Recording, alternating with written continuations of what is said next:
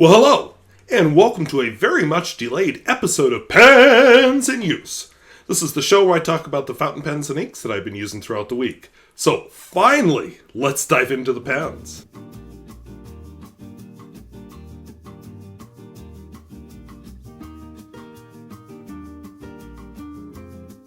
If videos like this interest you, where I talk about fountain pens both new and old and at all price points, I would invite you to subscribe. And I don't have too much to add here. Maybe a little interest in what you're doing to observe Memorial Day. Sorry, strange vehicle just drove by out there. Leave a comment down below if you're still around. So let's take a look at some pens. Alright, so these are the pens that I've been using this week. My Pilot E95S, which has been a nice pocket pen. I have a Lamy 2000 with a broad nib. I have my Selector, purple and black. I have my Kaweco V14S. I have a Sailor 1911 Ringless. Pilot Justus 95. A Montblanc Monte Rosa Turquoise. So Montblanc used to make student pens, and here's one of them. And finally, my Birmingham Pens Model A. As always, I'll be doing my writing sample in this cognitive surplus notebook. And yeah, I already did it because I tried filming this once and it was bad. So I'm filming it again. So my first pen is a pocket pen, kind of like a Kaweco Sport, except I like it better. This is a Pilot E95S. I'll be honest, if I'm out hiking or something, I prefer to take the Sport instead of this guy, but I do like this one better as a pen. Because once it deploys fully, it's very comfortable to hold, whereas the Kaweco is still kind of uncomfortable. So, has a very nice nib, and lays down a very nice line. I had a few people correct me, including Miss Marilyn Darling last week when I forgot to put this S, because I'm apparently confusing it with the vintage. So this is Iroshizuku.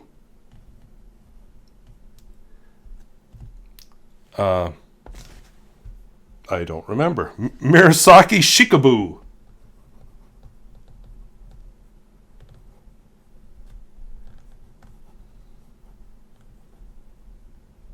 Which is a very nice purple ink. It's one that I am trying to use up. I've been slowly using up ink bottles. This one is on my short list of inks that I plan to use up. Although it'll be a while yet. Not that I have anything against it. I just, like I said, I'm trying to reduce my number of ink bottles. Because I have an embarrassingly large number of the things. It's funny how when you're in this hobby for a few years that it just accumulates and you're like, wait, when did this happen? Awkward. So my next pen, Lamy 2000. This one is holding a sample that a viewer sent to me. This has the broad nib in it. So this is also a purple ink, but this one's a sample. So Lamy 2000 with the broad nib, and the ink in it is Waterman. Tender purple. Which maybe is a slightly more bluish purple than the Iroshizuku, but so close. And, if I want a purple, this one would be the cheaper one. So we'll see. When I use up that Murasaki Shikibu, I'm just not going to have that color for a while, but someday, maybe I'll need to restore my ink collection. As it gets down to a more humane level, I'll be like, okay, I need a purple. What should I use for my purple? And one more purple, because why not? You see why I have a problem? Although I will say in my defense, this one's in a very small bottle and it would be very easy for me to use this one up too. This is my Selector. I'm calling it Mottled Purple and Black because it's so pretty. And I don't know its model number.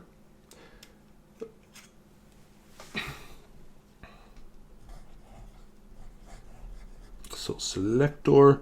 So now this is a very different kind of purple. This is kind of a grayish purple. The ink, B-L-A-C-K. The ink in it is Diamine, Damson. Which, I like it. You know, it's just kind of an understated purple. And definitely shades very well. In fact, it doesn't always look purple. But that's just part of its fun.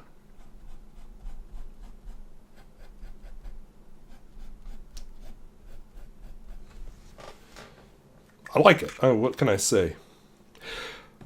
So, this year you haven't seen much of my Lamy 2000, which I plan to rectify that situation next year. Hopefully next year is back to normal in a lot of ways, including with the Lamy 2000.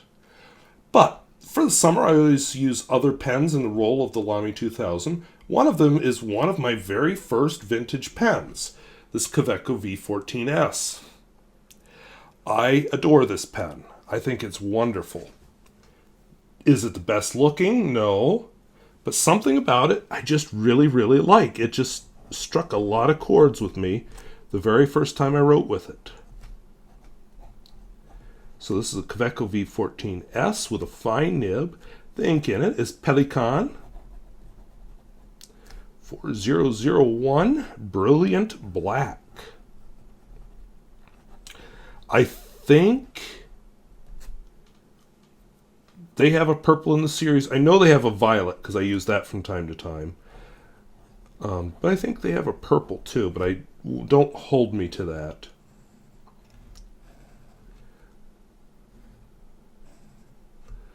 You know, and one of the nice things with Pelikan is it's very friendly with fountain pens. Pretty easy to clean out.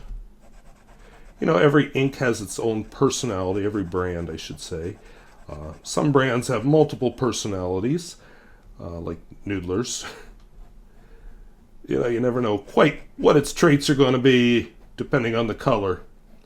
Whereas some, like Pelikan, are more predictable. Waterman is another one that's supposed to be pretty predictable. Diamine, I will admit, some of them have different properties, although they do generally come highly recommended. And they have a nice array of colors, which Pelikan and Waterman do not. And I just realized I wrote all of that off screen. I am so sorry. We will do better this time.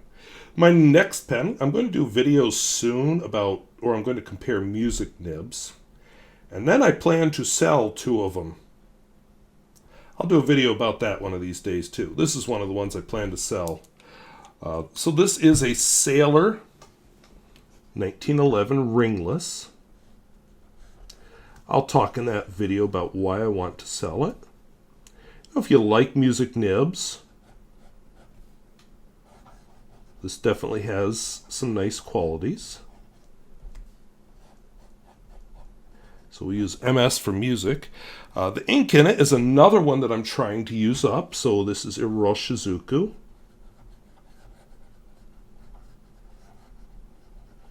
Ama-iro. Ama-iro. So it's a very... God, now I just started to write my own joke. So it's a very nice sky blue kind of ink. It's just... Again, somebody wants to have fewer bottles of ink in his collection, and he's going for the low-hanging fruit first, the ones he can get rid of without, major sacrifice. And if I can get rid of some inks really quickly, because they're in small bottles, good! So, I do like it, though. The next pen is a Pilot Justus 95, a fun pen with an adjustable nib. You can watch my video on the pen to, see how much the adjustment actually does. I very rarely write with it in the hard position. I prefer it in the soft position. Although I did find that I like doing math with it in the hard position for no real reason, but I did. The ink in it is a bottle that I did use up. Colorverse. Pale Blue Dot. Also a very nice ink. Just kind of a little victory in using it up. One fewer bottle in my collection.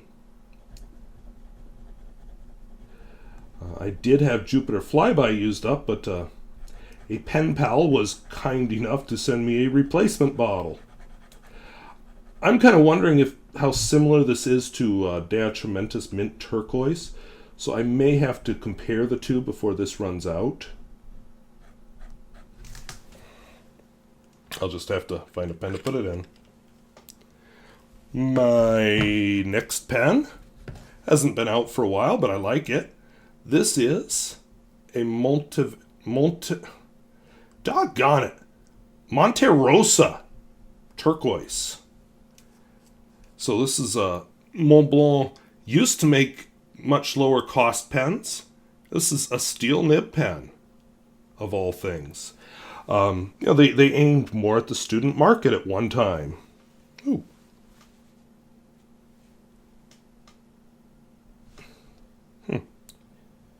Seems to have picked up a little bit of stain there. That's not nice. So, anyway. Montblanc. Which should be all one word, I apologize. Monte Rosa. Turquoise. Failing any kind of a name of any kind. The ink in it is Pelikan 4001 Royal Blue. So very soon I'm going to be doing a video on some of these washable inks, and this is theoretically one of the washable types of ink. So I am looking forward to doing that video. I also have a shirt here that I splashed with Parker Quink washable blue entirely by accident. So I'm going to have to wash it as part of that video to see if it actually does wash out. Actually, I plan a little bit more controlled study than that. I'm going to write get ink all over a t-shirt and label it with Sharpie so we can figure out. Okay. My last pen for today that I've been using this week, because the ink is fun. It's kind of like a highlighter, but yet dark enough to use for writing. So this is a Birmingham Pens Model A from Pittsburgh, Pennsylvania.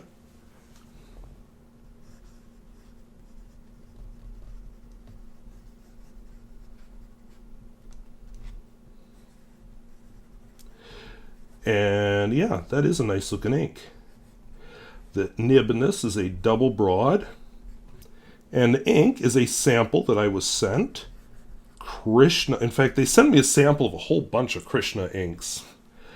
So I took a little hiatus on using them, but I've been playing with them again. Krishna Sunburst.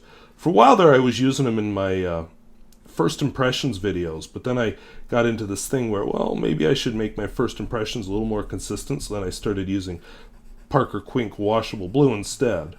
So then, this bag just kind of, as I think of it, which, yet more ink to use up. It's like it's never ending.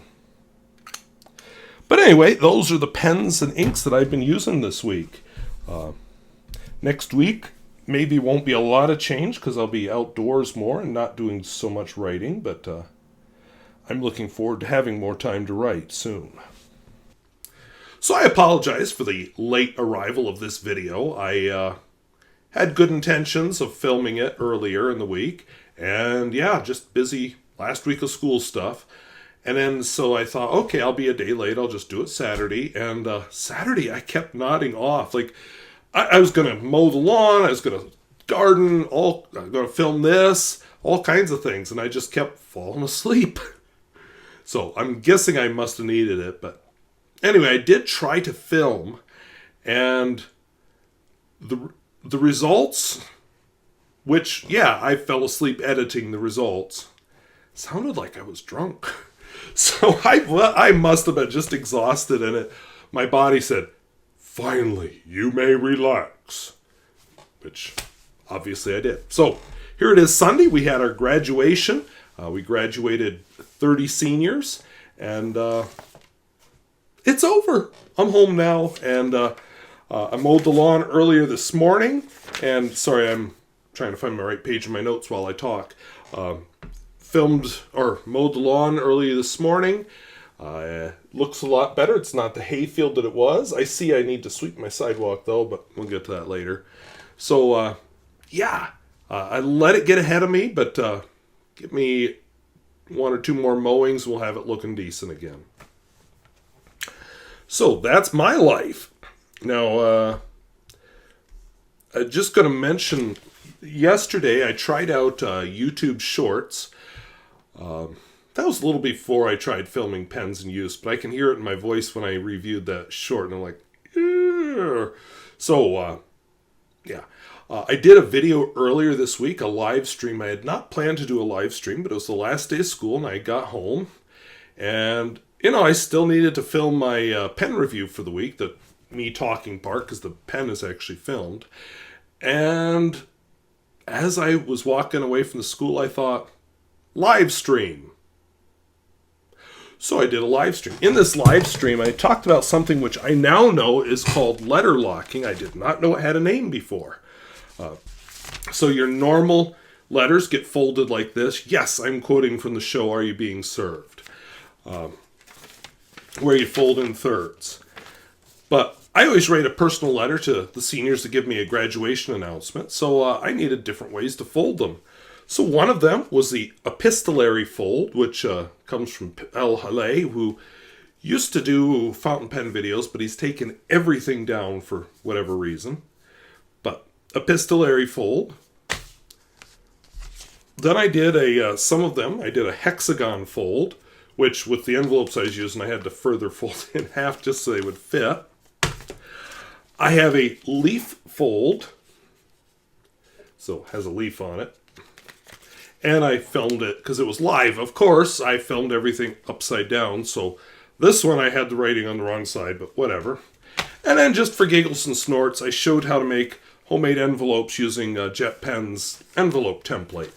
So it was kind of fun, and I know summer's here, so I'll have more time to do live streams. A lot of people don't like live streams, which is why I try to avoid doing them from Pens in Use in my regular shows, but as an add-on, they're kind of fun, and premieres are kind of fun too. I enjoy interacting with my audience in whatever form. I see Pierre Gustafson has done, what's it called, StreamYard, where he actually can talk to people using, or how's that go? I don't know. Anyway, he's able to talk to people, so who knows? I may get brave and try that one of these days. But in the meantime, a little more free time in the summer. Definitely a perk of teaching.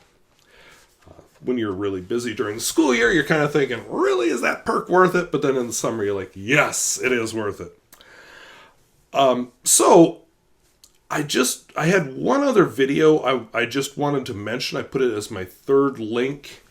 It kind of goes with the book review I'm going to be doing tomorrow. It's just about how social media traps you.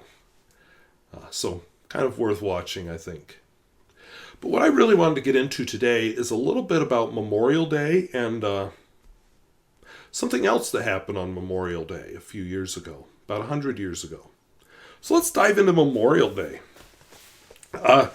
Memorial Day actually, it was first officially recognized around May 5th, 1868 by General John A. Logan, who was leader of an organization for Northern Civil War veterans.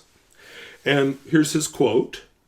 The 30th of May, 1868, is designated for the purpose of strewing with flowers or otherwise decorating the graves of comrades who died in the defense of their country during the late rebellion, and whose bodies now lie in almost every city, village, and hamlet churchyard in the land. So that's kind of the first time it was made official, but it followed several years of unofficial recognition. Of course, the Civil War was a major event in the United States. A lot of people died. I didn't write down the proportions, but it would be a shocking number of people. If the Civil War were held today, proportionate to our population. So a lot of different local observances were what started it. For example, in Columbus, Mississippi, April 25th, 1866, some women decorated the local graves of the people who died at Shiloh. And then they looked at all the Union graves that they'd been ignoring. They're like, ooh, those look kind of bare. So they decorated those with flowers also. Charleston, South Carolina, that's where the Civil War actually started, at Fort Sumter. Well, toward the end of the war, things were looking bad for the Confederacy, of course. The white residents had vacated, and mostly the black residents remained. Among the first Union troops to enter Charleston was the 21st U.S. Colored Infantry. They led several commemorations. They also buried 257 Union prisoners of war who had been held at Washington Race Course and Jockey Club, which the Confederacy had made into a prison. And on that note, I should say that the May 30th was chosen as the date because there were no battles on that day. So there was no, oh, that's a Confederate date. Oh, that's a Union date. It was neutral. And sadly, that became no longer true in 1921. So, and of course, you've been hearing about this on the news, so I'm not adding anything new here. But in Tulsa, Oklahoma, there was a 19-year-old black shoe shiner named Dick Rowland who had to go to the bathroom. Now, because we had these weird phobias about people with a different skin color, he could only use the bathroom that was on the top floor of the Drexel building. Now, the elevator in the Drexel building was operated by 17-year-old Sarah Page.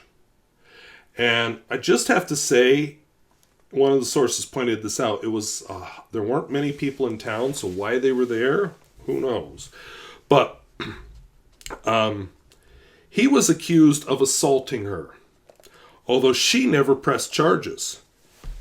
Maybe he stumbled and grabbed her arm, nobody knows. And the people that knew him said, yeah, he's not the kind of guy to assault. And, really, if you're going to assault someone, maybe not in an elevator where somebody could walk in on you at any moment. But he was taken into custody. And a crowd of white people, because of course, showed up to lynch him. Because, yeah, that was a thing back then. And the sheriff stood them off. But a large group of black citizens also showed up armed because they were going to defend Dick Rowland. Because they were afraid of mob justice. And we know how stupid mobs are when they get together. Beware of the... how's that go? Beware of the... I don't remember how the phrase goes, sorry. Anyway, Tulsa at the time was home to the Greenwood neighborhood, which was known as Black Wall Street. And this was founded by people who were escaping the slaves south. In fact, the state of Oklahoma entered the Union in, 1906, 1907, somewhere in there, with a constitution that was free of segregation. Well, they kind of wanted Teddy Roosevelt to admit them, so let's just keep that out of our constitution. But then, once they became a state, they passed all kinds of segregation laws. Because again, people had this weird thing about, oh, your skin's a different color. Oh my, we can't mix. And, yay. So, Tulsa was a bit of a powder keg. This was touchy situation. You had your racists there, you had your successful black neighborhood, and people just don't like to see the people who are supposed to be the underclass actually accomplishing something. So the powder keg blew. The sheriff convinced the two groups to leave, but fighting broke out anyway. And what happened next was an absolute orgy of violence. A large number of the whites were deputized, and none of them faced any charges for what happened next. Nearly 40 blocks were destroyed in this Greenwood neighborhood. Nearly 300, and they're estimating here, people were killed. The events included the first airstrike on U.S. soil. Yeah, dropping turpentine bombs and dynamite from airplanes into this neighborhood.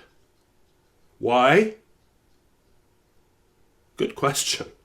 Because they're racist? I don't know.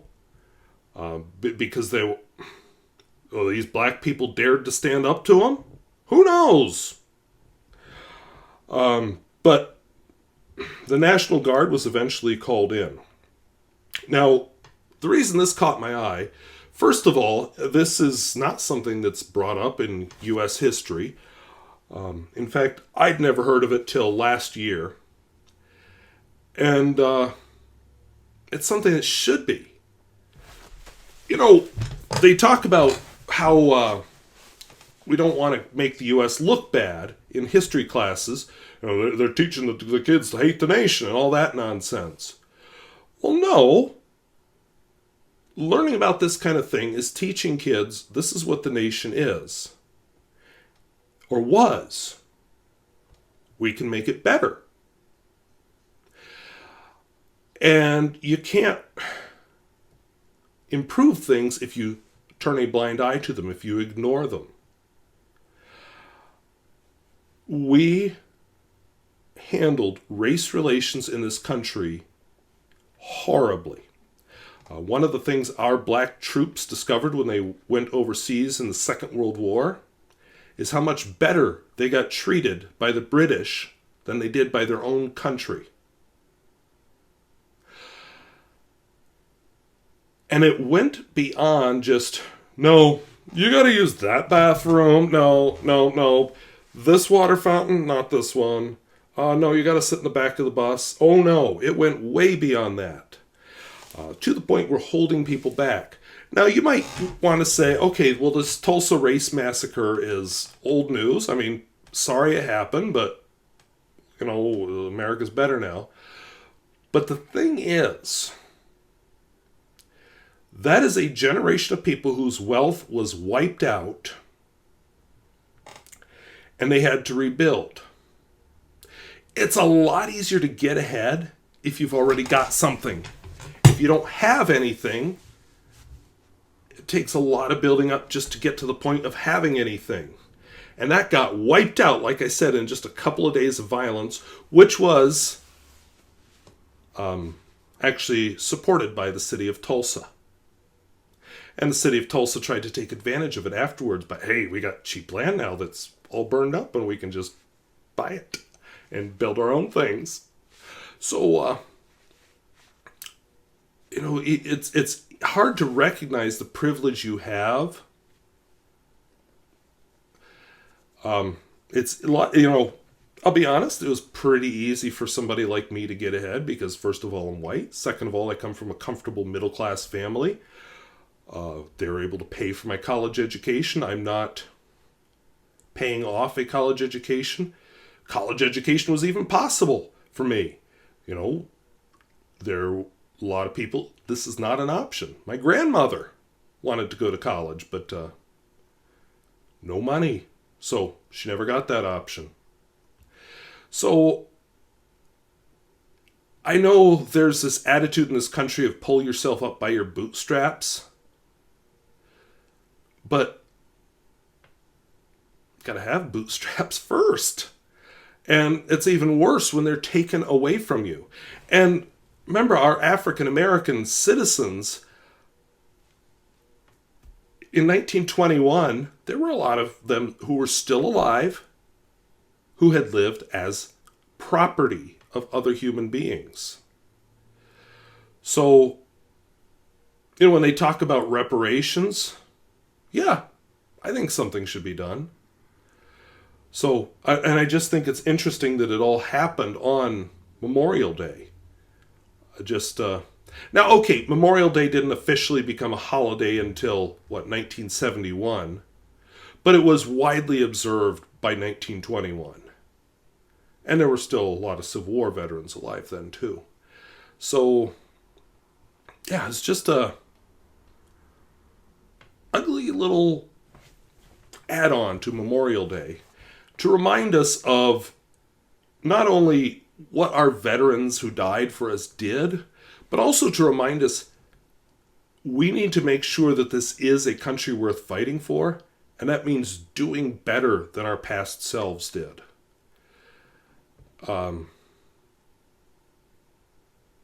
Ending racism and realizing that racism is more than just, oh, yeah, you've got that other skin color, go drink from the other water fountain. It's a lot more than that. It's attitudes of, well, I'm not going to rent to somebody named Jamal. There have been studies done on that, too. So it's still in the culture. It's just taken different forms and perhaps less overt forms.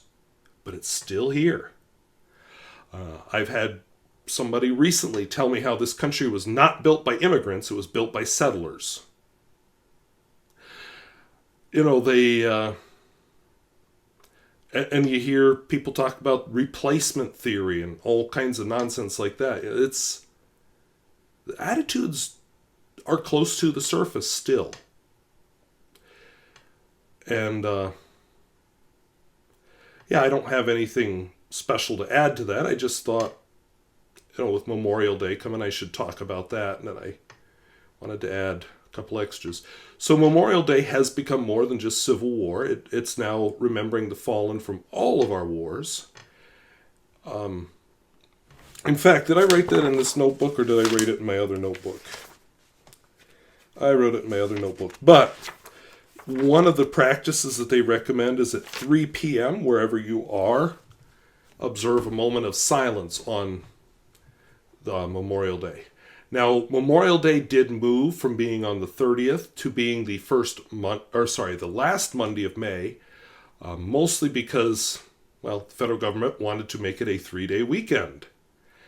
So, every year some politician gets criticized for saying Happy Memorial Day or saying, oh, enjoy your long weekend or something like that.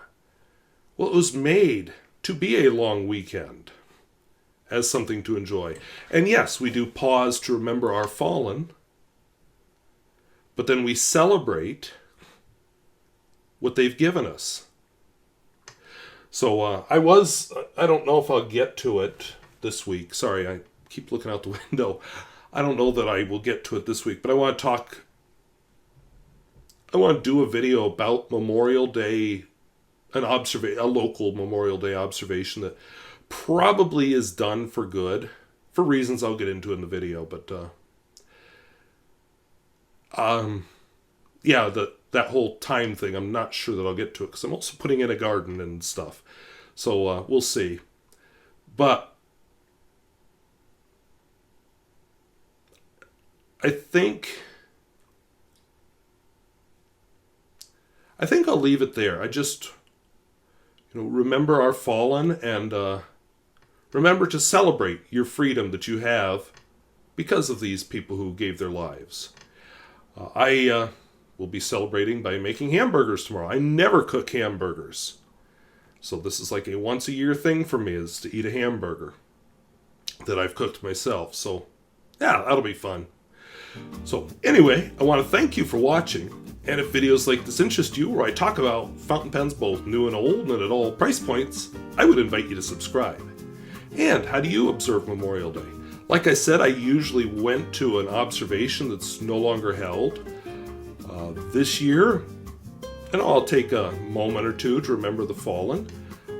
But I'm going to spend most of Memorial Day planting my garden. So, anyway, I want to thank you for watching. We'll talk to you later. Bye-bye.